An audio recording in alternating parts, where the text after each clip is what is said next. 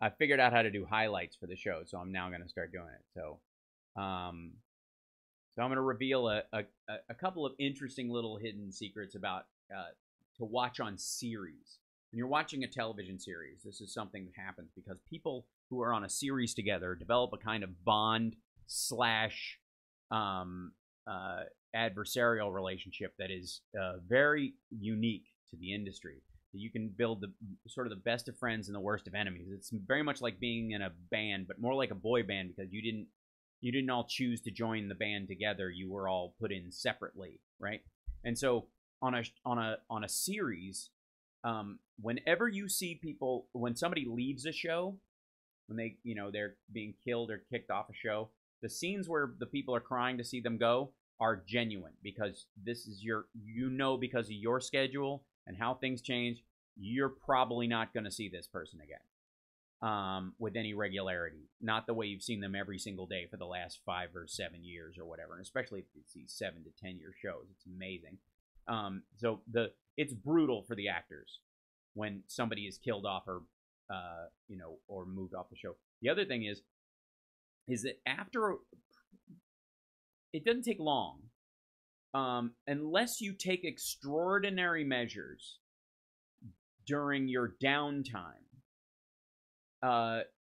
the crew and the producers of your show will perceive you to have the same emotional makeup as your character, good or bad. If you are scary on the show, people will eventually sort of be scared of you. If you are stupid on the show, people will start treating you like you are stupid. Because the vast majority of the time they interact with you, where their attention is on you, is when you are playing that character. And so eventually they will believe you are that person. This is a real experience. I'm curious if people are as aware of it on other series, but it absolutely is part of it. And it's not necessarily even whether a character is gay or straight or male or female. It's more about your emotional and intellectual content. If you're perceived as smart, they will continue to perceive you as smart. If you're perceived as stupid, they will perceive you as stupid, no matter what the evidence to the contrary may be. And I know that from playing a gullible sweetheart and a brazen egomaniac. And I also know that during your experience outside of it you'll start brushing up against this. It will be curious to you that the people you are interacting with are talking to you like you're your character, not like you're yourself. Even after, and Shirley's saying in the thing, really even after 5-6 years of being friends, yes, because the majority of the time they are interacting with you is in character. Even if you hang out afterwards, it still lurks because you're in such a heightened attention space when you're acting and when you're perceiving, because your job is on the line, everybody's job is on the line. You have to shoot something in a limited time frame. You're laser focused in a way you're not normally in regular life, and that's true of people who are filming you, the boom operator, unless you interact with them in an extraordinary way outside, like our boom operator on Queer as Folk and I used to quote Monty Python nonstop. He was a genius at it. He kind of even looked like Terry Gilliam, and I loved him. And we would quote stuff all the time. Glenn, our focus puller on Queer as Folk, he and I would have long talks about film. So we had an experience where he was more aware of when I would go in and out of character on screen than almost anyone. And again, his job was to make sure the camera was focused at the proper depth for where I was standing and where you were standing as an actor. So he had a very specific job that may have attuned him to that. But the producers and other actors will often do this with you.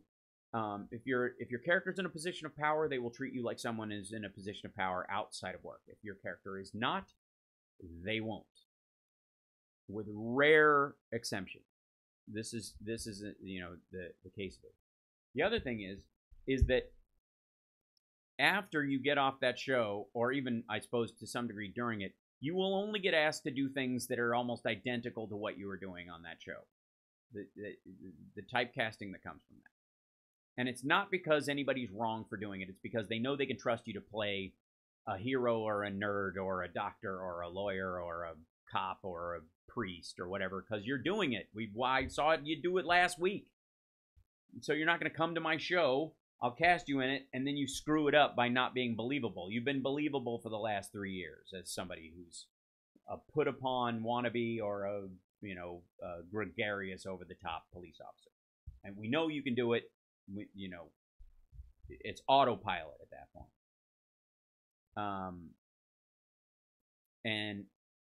You have to take action as an actor if it matters to you, and it might not. But if it matters to you, you have to do specific actions early to stake your claim as having a broader lens than that. That will put a damper on your career for a time, but the idea is that it will give you some length after a while.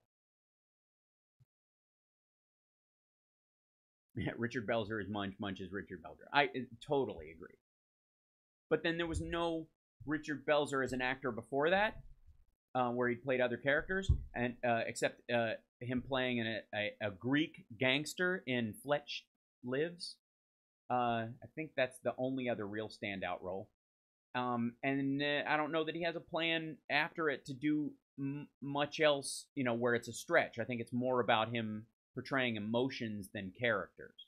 And that's an important distinction. And that's okay. That is completely reasonable. So the idea is is that if you have this, if your goal is to have a breadth of acting ability later in life, you're going to have to take some hits early on, because they're going to want to hire you for the next thing exactly like the last thing. It's not as you're only as good as your last job, it's that they only want your last job. And if your last job didn't work, they don't know how to cast you. So he played Munch on 2 different series, Homicide and SVU. That's right. That's probably why I think you were a lot like Michael, your character Michael, or maybe, I guess. But if you stood Michael next to me, or we had a conversation about stuff, like, he's just a human, right? Barely even look at him. It's a good example. Like, we covered my earring holes with eyelash glue because Michael wouldn't have his ears pierced because he would be afraid people would think he was gay. How's that? And I've had my ears pierced since I was 4. So, that was always a curious storyline. Isn't show is show business, and business is hedging their bets. Yeah, it's okay.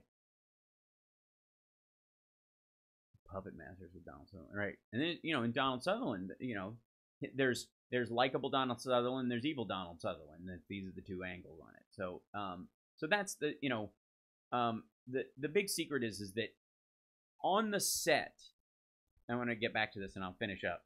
Is on the set, people will perceive you as being your character after a certain amount of time. The other thing is that most people will start in with how they think the character should really be designed. They will really play whatever the character is. If they say this guy's a nerd and he sleeps in his clothes, people will insist the first year on their show that their character be real. And then outside of work, they'll dress as themselves and show that breadth between the 2. After a certain amount of time on the show, the personal image of what people want to look like versus what unless you're very vigilant, the personal image of what you have as yourself and your character will start getting closer and closer together to the point where they're almost indistinguishable in life.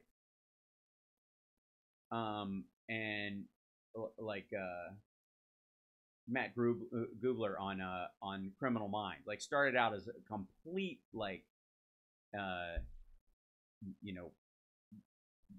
autism spectrum, very nerdy, socially dysfunctional, crappy clothes outfit, And now he's basically a sexy hipster who's a little skinny with a gun on his belt. And he's terrific, by the way. I love his characterization. He still maintained character through the thing. But the physical look of the thing got way more attractive over time because he, you know, because of a natural desire to not to be ugly on screen. People do this all the time. People go, yeah, my character would never wear makeup. And by the 5th season, they're spending more time in the chair than anybody.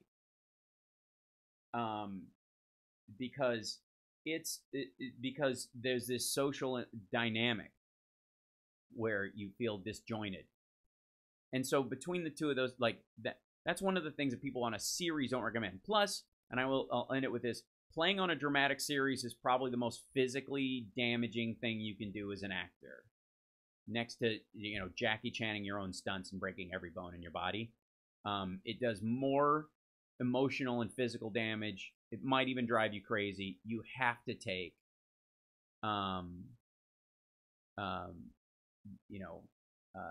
you have to prep yourself. You have to clean yourself emotionally between episodes and between seasons.